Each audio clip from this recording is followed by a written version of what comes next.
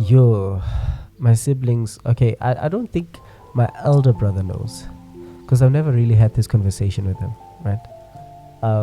But I think the one in the middle, the one that comes, is it before? Yeah, before me, right? Him and I, yeah, the elder one is Zutebo, which I love dearly, and I love Umpo so much. Me and Po are very close.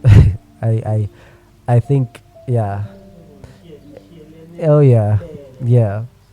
So there was this one time where I told him, "Hey, dude, they're kicking me out." He was like, "Why?" And I said, "You need to come over so I can tell you why I'm being kicked out." Because I wanted to like sort of kind of come out to him, right? And he never came. He never came. And I would text him, "You need to. I need to. There's really something that I really need to tell you." No, no, no. Now 2019. Now he's old, staying in his own place, Epitori, and so I wanted him to come so that I could tell him that I'm being kicked out, but that's not why I called you here. I want to tell you why I'm being kicked out, right? But he never came because my brother is a different breed. That man, that guy, I forever look up to him. He's something else. He never came. And there was this one time, I remember it was Christmas Day, and so I went over to my partner's place for Christmas and spent time with my then partner, actually, my ex. Invited over to his home, to his family, spent Christmas with them. It was amazing. And here I was, this side, I'm food, I'm playing Happy Family, right? Decided to be very rebellious. I was like, after this, because I think Christmas function then ended around 6, and I was like, still too early. Christmas, so it's 12 episodes. So they are still there, gathered together. Told my then partner, let's go that side. And we went there. My mom is there, right? When we got there, my brother was outside. Here I am with this ninja. Umpo. He was outside. And then he did something I will never forget. I came over to him because remember we have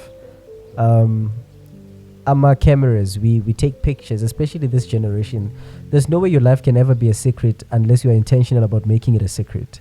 Because we post. Where we at, we post. Who you with, you post. So everything that I posted, my brother could see. So he sort of kind of had a clue of who this guy was that I brought. So I come over to him and I'm like, let me introduce you to my brother. I take him. We go to my brother. My brother looks at us. He was coming out from the car. And then I approach him and I'm like, hey, dude, how are you? Like, I'm good. I asked him how he's doing. He's like, I'm good. And I say to him, so this is... And he was like, wait. And he looked at this guy and he said, do you know me? And the guy was like, yeah, I know you, but... And my brother said, no, do you know me? And then he's like, yeah, I know you, but we've never... It's like, no, that's what matters. As long as you know me. Well, I know you too, right? And it's nice to meet you. And he hugged this guy. And he said, you can go inside. And if they give you problems, call me. Let me know. I'll come and make sure that you are okay. And that's how he accepted me. I never came out to my brother. I think he avoided way too much me coming out to him. Because also when you think about it, straight people never come out to us. No straight person ever comes out and says to you, I'm straight. But we have to go to him and be like, but why should you do that, right? And so my brother made sure that I don't come out to him, but I just be my normal self. So that's how he accepted me, I never came out to my brother. He just allowed me to be, and he accepted me just as I was. Yeah. Okay. Think about this card. 40 and 40 minutes. And okay, let's talk about Nigeria. Woo! That. You said your dad was into reggae. Yeah. And the chef, and then the teacher. Yeah. So, do you think your love for radio was kind of influenced by you? Not at all. I don't know, maybe naturally, biologically maybe.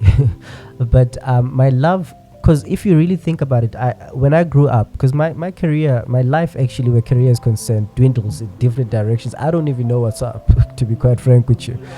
I really don't know. So I did electrical engineering for like I think I did it from because it was natives. I did in college. I did N1 to N5, and then I was like, oh, this is so not me. Then I left it. Yeah, yeah, I left it because in as much as that saved me, to be quite honest, I feel like Sibongile is the person that actually told me to do electrical engineering. I had failed my matric.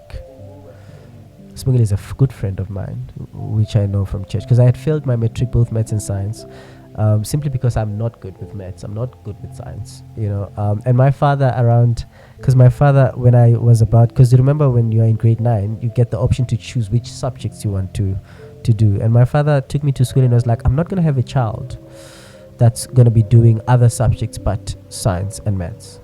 So already I'm like, oh, remember this guy left me. And I long so much for your acceptance and your validation, right? And so that the child in me wanted to please daddy so much that I was like, okay, cool, let me take maths and science and let's see. I wasn't wired for that. I'm not good with that. So I ultimately failed in grade 12, right? And I had to repeat it. Then I passed.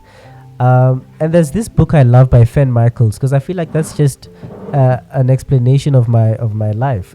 It's called The Late Bloomer. Everything in my life seems to happen late. I dated late. I finished my school late. When matric is concerned, I started working late. Everything I do with me is just late. And so when I failed my matric, it was in 2016, but I got my results in 2017. I thought I was dying. With the person that I was, who always seeked for people's validation and approval, especially when my mom is concerned. I was like, this cannot be happening to me. That sort of crushed me. That's when I started drinking heavily. I drank. You see that year, I started drinking and stuff, and Sibongile came to me and was like, what are you doing with your life? And I was like, I'm drinking my life away. That's exactly what I'm doing with my life. And she said, there's college, man. You can go back and do your natives. They start you from N1. At least N1 is like grade 9. So you're going to get simple maths, You start from scratch, industrial, simple, And I went there and I did everything. N1 was really simple. N2 was really simple, N3, and then I ended up doing until N5. So I always tell her this, I say this to her, you gave me hope when I was losing hope, right? So in as much as I never really ventured into doing that, but it sort of kind of stabilized my life at the time. And then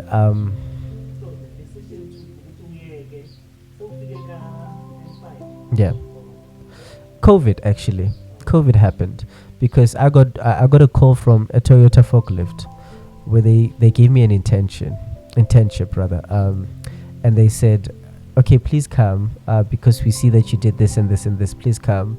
And I passed all the exams, the tests, all the the interviews and everything. They said, you're starting on this day at Palmona. I remember on that starting day, that's when the country was shut down. And obviously they had to retrench and stuff. And so they sent us all messages saying, unfortunately, we cannot. So I was like, oh, maybe this is, sometimes every rejection is a redirection of some sort. Then I was like, okay, cool. Then there was a learnership that I got to do IT technical support, which I did and finished. But I was still not that guy, because when I grew up, I always told myself I want to be a teacher, I want to be a lawyer, I want to be a radio broadcaster, I want to be a speech and language pathologist, all the things that involved communication, because I believe I love to communicate, So I can't necessarily say I was trying to follow in my father's footsteps, but I feel like I have it in me to just talk. And I always wanted anything that requested or required of me to talk, I would do that. I even wanted to do MCing, and then I realized this is not for me. I'm too formal for MCing, unless I MC like a wedding or some gala dinner of some sort. Yeah, some corporate. I'm too formal for MCings, So yeah. It never quite happened the way I wanted it to happen, but I eventually landed in radio, which is what I love. I talk. in 2019. Yeah, 2019 in December on the 10th. That was my first show. Yeah, those yeah, the graveyard slots that I used to do, where I knew no one was listening, out there talking to myself. But I still did it because I actually did it for 2 years without getting paid.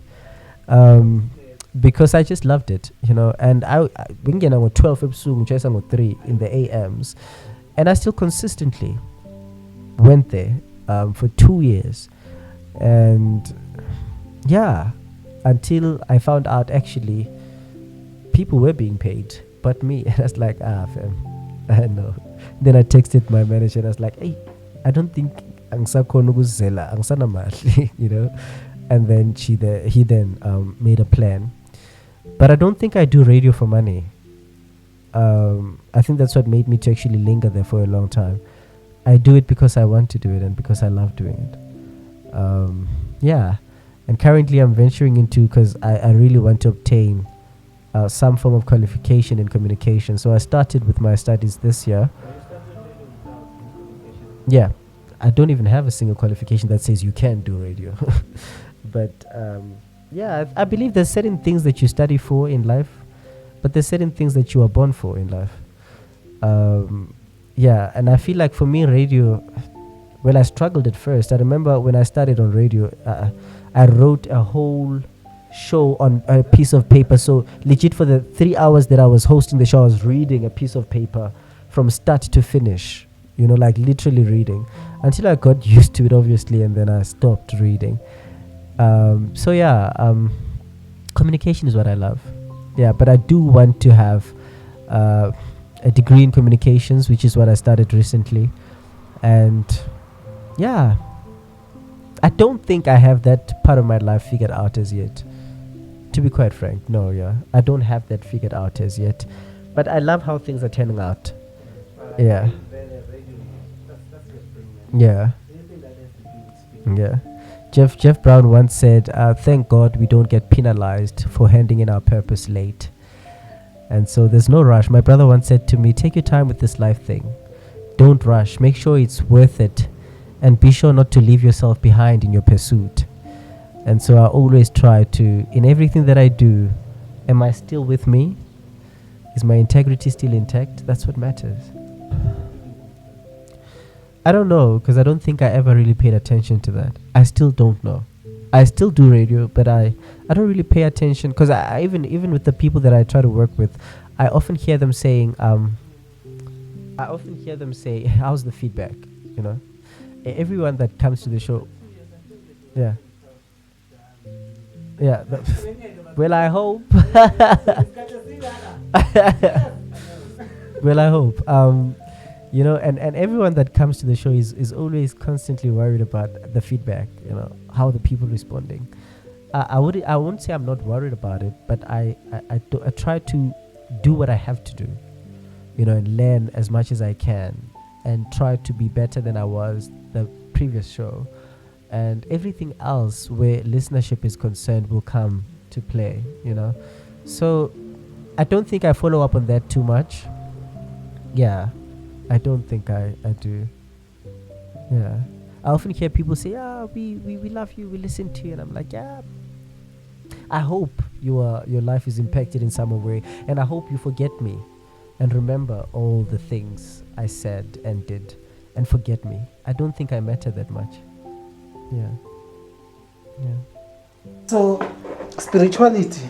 You said Umamako introduced you to church, ne? Yeah. And then you became part of Sunday school, and then that's when you joined the worship team. Yeah. And then later on, you realized that ngathi awuthandi ukula, and then wayeka eventually. So, was the singing that bad, or what made you leave the worship team? I wouldn't say the singing was that bad. So yeah, my mom got me to church. Because on Sundays my mom was like, go to church, and we went to church, and we found out, there's actually something called a Sunday school, And then I started attending, and that's when I discovered I actually could sing. And we would sing in the choir, sang in the, well, as I grew up, they were like, you need to join the worship team. I started joining the worship team, and, everything else just, where church is concerned, started, being a leader, also doing things like preaching and crusading, vuselelo bekuyithi lapho, shumela ujoloke, Nkosi yami, but as I grew up, I then, because I'm very cognizant. I always try to think of what people will say. I think it also stems from how I grew up. But I always try to avoid rejection with all I've got. So if there's a possibility that Lebu is going to reject me in some way, I try to distance myself from him before he does it. And with the statement, how are you able to as far as relationships are concerned, like affect it? It does. But I'm a lover of note. I love very much. Oh man, I think in all my relationships I'm very vulnerable. I'm very strong outside of a relationship, but when I'm in a relationship, I fall in love way too hard, right? But whenever I notice some things that might wind up into me being rejected, I run. I run. And I'm good at running. I mean, with how I grew up, I'm very good at running. Mastered the art of running. Well, I can't necessarily say that in all my relationships I've been the right one. I've also had my own, mistakes, my own things that I wasn't good at. Probably sometimes also projecting, things that were not really about the relationship, but resurfaced in the relationship. But yeah, it has affected my relationships because I always avoid rejection of any sort. Yeah, I'm very clingy, so they say. I get very attached. And yeah, that's how I am. Okay, so at church, how were you able to navigate? In terms of? At the time you were aware that you're different, and now you are in this space, especially this space, it's a belief. Our belief, I'm a Christian, it contradicts, or it opposes. It opposes. Yeah. And how were you able to navigate from Sunday school to being part of your worship team? How were the people around? How did you relationships within the church, or you acted straight? Yeah. Throughout the entire course. Well, church, to be quite honest, for me has always been a place where I felt more at ease and more myself. I sometimes, this is also another subject for another day. For some people, not God, people mostly misquote me when I say this, because they think I'm talking about God, but when I'm talking about the church, and by church I'm talking about even the members of the church, structures of the church. I sometimes feel like we sometimes use church as a coping mechanism for most people, right? And for me, in church, because remember, I grew up not being important, right? I grew up being bullied in primary school. All of these things were things that made me feel invalid. For me, church was what I needed, because when I got to church, I was somebody. When I got to church, I was this worshiper that people looked forward to hearing sing. I was this preacher that people looked forward to hear speak, right? And at the time I was young, of course I was doing it genuinely. During the fast, after ngiceda ukuza ukhuluma sengihlezi njalo ukuthi ngathi ngeze station yakho ukuthi this radio voice this guy, who's this guy? And makakhuluma uyabona confidence, he owns the stage, like he owns the stage, he's confident. This guy, I want him come. Yeah, I think that's where I was at most comfortable in church, right? Growing up, because I was genuine, right? I was singing, I was all those I did, I was genuine. Even though some people now have different beliefs that actually ushuguti because we try to personalize things that don't even involve us sometimes. But I was genuine at the time, right? And I still am genuine with God. Where God is concerned, I'm very zealous and I'm genuine, right?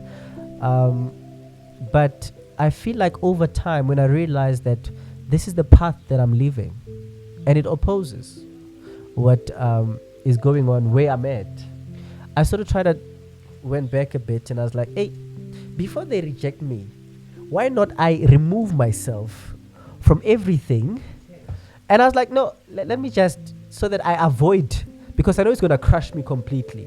It's much better when I know I removed myself and nobody removed me, because I feel like it would have had a much greater impact on me emotionally had somebody said, you know?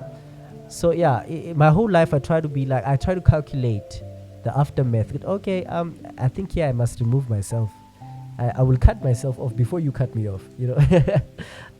Even with friendships, I can tell when something is about to go wrong, and I can see that you don't want where friendships are concerned. No, that part, you can tell. I remember I read somewhere where you said you read energy, and I can relate with that. But I'm just asking you, don't you feel good sometimes in Plambe? We read too much. Yeah, we read too much into things. And sometimes maybe people they made a genuine mistake. Or just a remark out of unconscious. That's not exactly how they feel. That whatever they said or whatever that action doesn't necessarily maybe expresses how they feel about you. Just that maybe umuntu nje.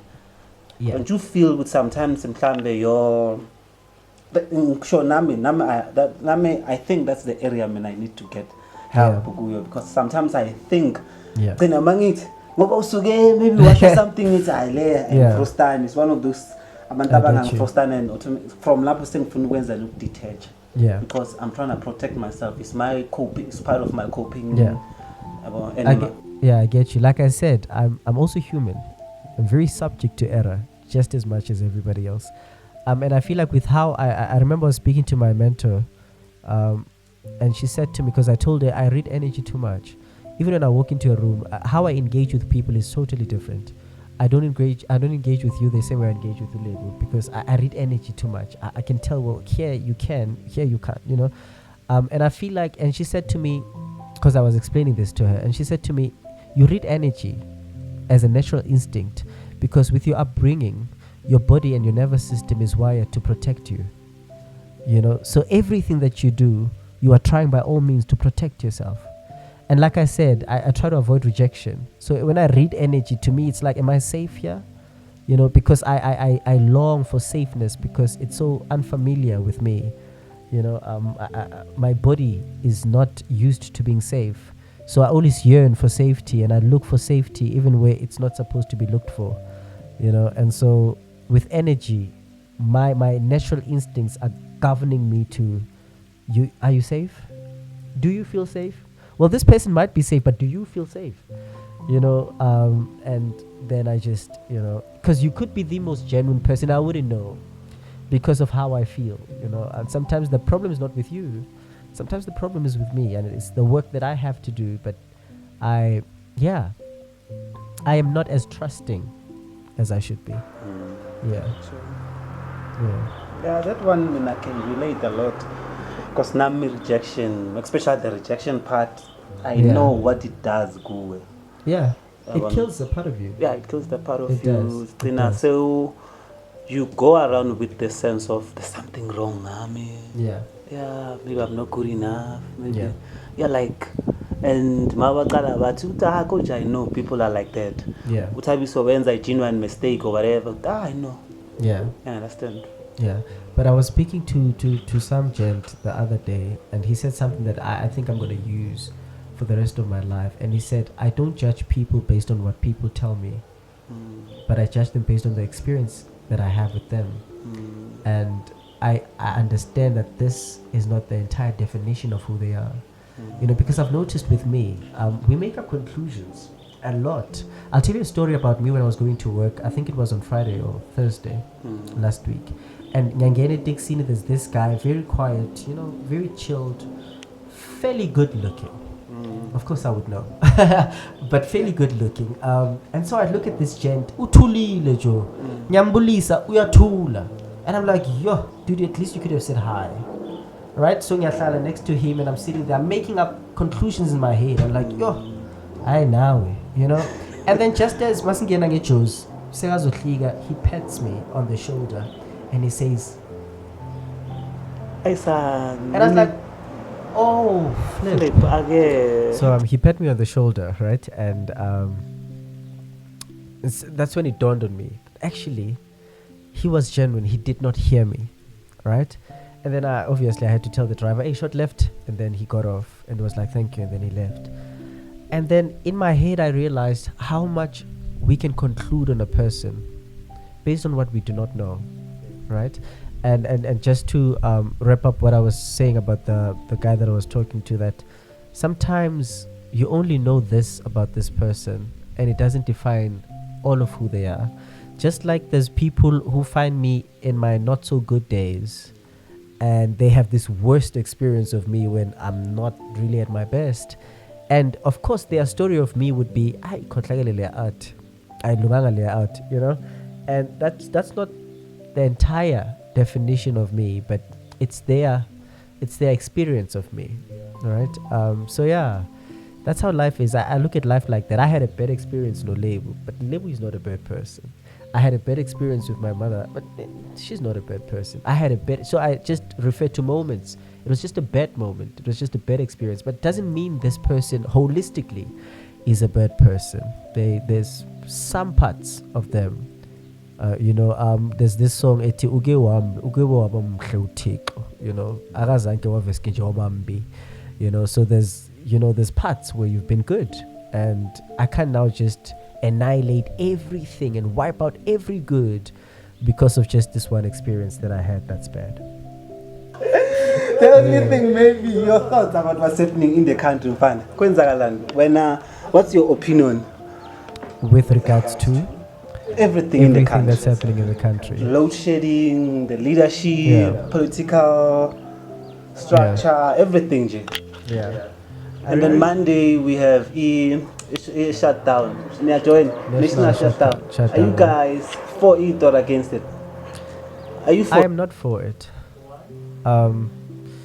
I have this bad feeling of how it's going to turn out, especially with how I know, with reference to history, how they've been doing things. I'm like, is it necessary for us to go fighting it that way? You know, I'm all about, if it's going to be a peaceful, march, I'm cool with that. But can we associate peace with what's going to happen on Monday? So I'm not for it if it's going not to be a peaceful march. Yeah, I'm not for it. They're doing it? Yeah. I do feel like there'll come a point where people just have to be rebellious for things to get done. For, in as much as I don't believe in how it should be, but I feel like it's quite a necessity. There's a little bit of rebellion that should be there in all of us, for us. Like I was talking to a friend of mine. I love talking in stories. I'm not sure if you've noticed. A friend of mine said to me, why are you not cutting your hair? And I said to him, I don't want to cut my hair when somebody tells me to cut my hair. I want to cut my hair when I feel like cutting my hair. So in order for me to retain and be strong in my belief of I'm going to do it when I feel like it, there's got to be some form of rebellion. Even if you say you need to cut your hair, but if I don't feel like it, so I feel like there's got to be a point where we as a people will need to rebel, but in a good way, of course, where we got, and it's gonna get there. I do feel like, because I feel like we are living in our animal farm times where absolute power corrupts absolutely. And if we are not careful, and if we are not going to stand against what's happening, we might just wind up, being a country that has lost its value, because what you tolerate, you give power to. And so people need to stand up and say, enough, we ain't got no time, So some form of rebellion is necessary. Yeah.